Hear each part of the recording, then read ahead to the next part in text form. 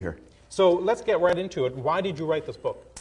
You know, I hold a couple of positions that gave me a unique perspective. So as chairman of Singularity University, as chairman and CEO of X Prize Foundation, I really have seen extraordinary progress in solving many of the world's grand challenges. And I've seen, what's more important, how teams, small teams, entrepreneurs, individuals have been able to literally do what only large companies and governments could do before.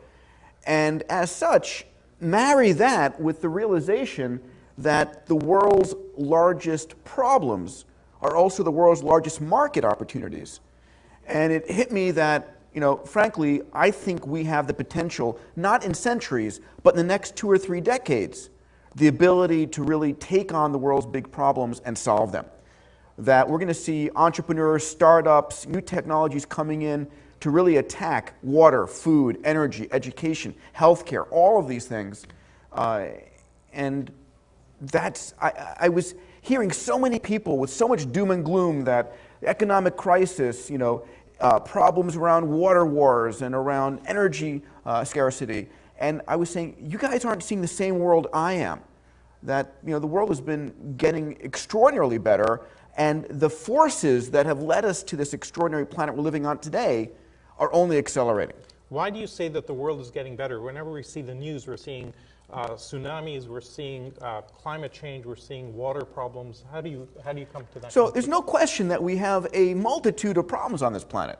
And a lot of people, but we as humans pay far closer attention to the problems than we do the positive news. So if you look, for example, at this last 100 years, the last century, we have seen extraordinary progress in this last century. We've seen the human lifespan more than double. We've seen per capita income triple.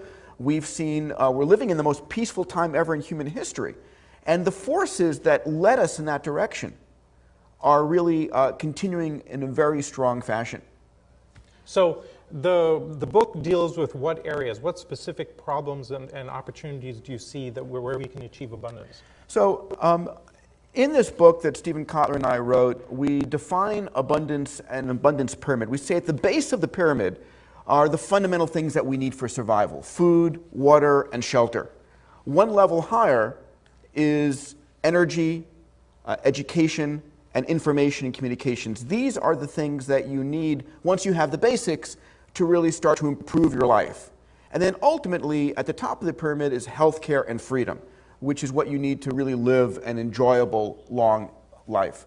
So in abundance, for those who have read it and those who hopefully will be getting it, we show you not only where are these technologies going, but what are the huge business opportunities. I mean, the next billionaires are going to be made solving education, solving healthcare, solving the water and food issues. I mean, I share in this book a lot of the entrepreneurs, what they're doing, their stories, the technologies coming online, that if I were starting my next companies, that's where I would be focusing.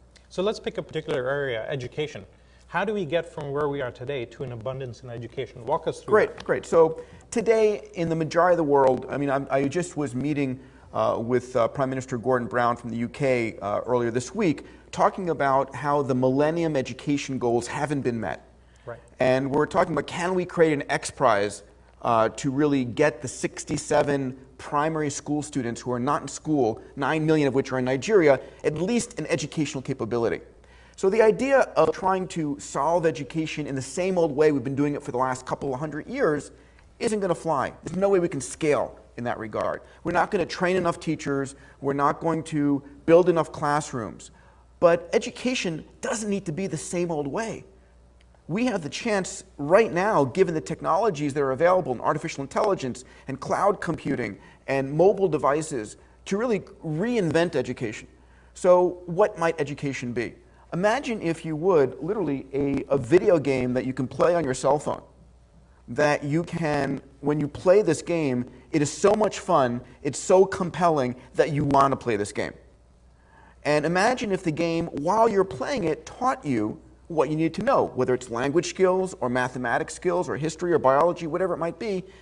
ultimately, that is a way of reinventing education. We have gone from 2% cell phone penetration in Africa to 28% in 2009 to expected to be over 70% by end of next year, 2013.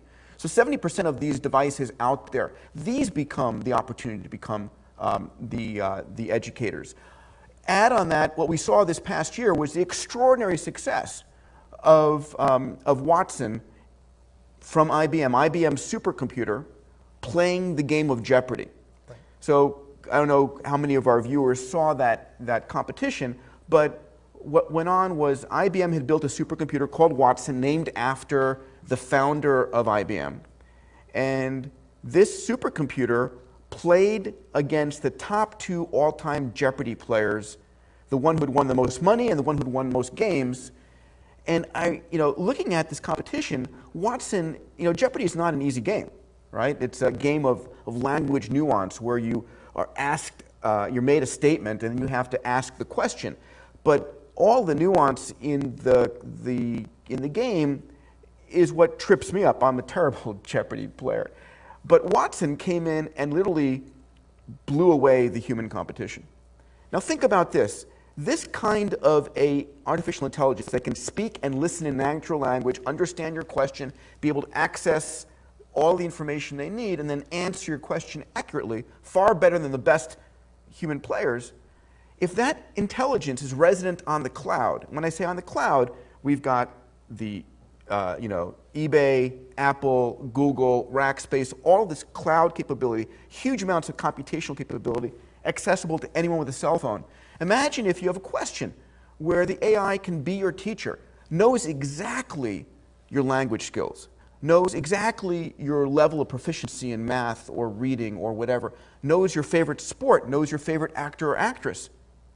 And then when you ask a question, it answers you, taking you from where the level you are right now up by, if it's about algebra geometry, if you're a hockey fan, it's giving you, the puck comes at this angle and has to exit at this angle. That's the potential, where it's a personalized education available for free to anyone with an online device. So that's the technology side, but there's some other drivers. You mentioned the techno-philanthropists. What are the major forces that will drive us collectively with the use of technology to a vision of abundance? So we have a number of forces that Stephen and I talk about in the book, and these are the forces that are reinventing our planet, not over decades, but over the next few years, in fact. So exponential technologies, right? The book lays out all the technologies that can make or break your industry, your job, your company.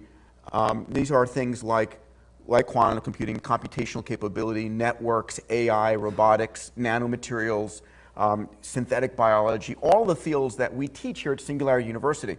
And in fact, today we're starting a 7-day executive program. We have 75 executives from around the world who have paid a lot of money, $12,000, but still for an extraordinary experience. And we're filled between now and October here for our executive programs.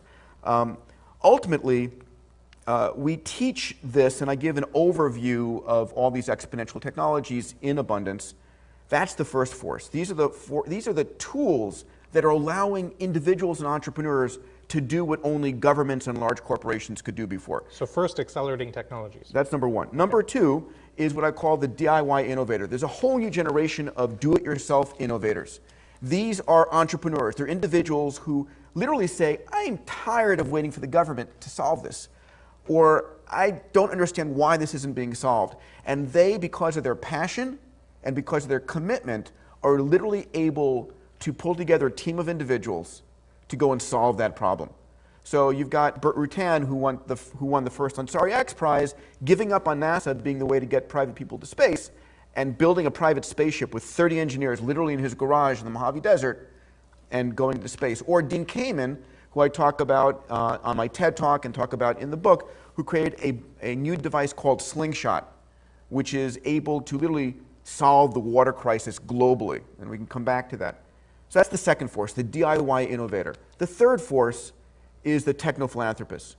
So today we have more billionaires and centimillionaires being made than ever before in history. And I have the pleasure of having some extraordinary people on my board of trustees at the X Prize, from Dean Kamen and Larry Page and James Cameron and Ratan Tata. And I've seen these extraordinary individuals really say, I'm going to solve this problem. You know, one of my trustees, Naveen Jain, for example, said, I'm going to focus on education. And he's taking on education. He's also taking on going to the moon, but that's another story. Ultimately, these techno-philanthropists have the ability to focus on solving these grand challenges, and instead of building buildings to their names to leave their legacy, folks like Bill Gates is saying, I'm going to wipe out malaria. That's going to be my legacy. Or I'm going to reinvent healthcare or education or water or energy. And that's an extraordinary time where individuals can take that on and solve grand challenges. So we have accelerating technologies, and the democratization of that is allowing small teams to do things that people couldn't do before, driven by large people with a lot of capital that want to address problems. What's the fourth Well, the fourth force reinventing our world and bringing in this is something everybody should know about, because it's going to be huge opportunities for entrepreneurs, huge opportunities for people who want to change the world. I call it the rising billion. What people don't recognize is that in 2010, there were 2 billion people connected to the internet. By 2020, just 8 years from now, that's going from 2 billion to 5 billion people.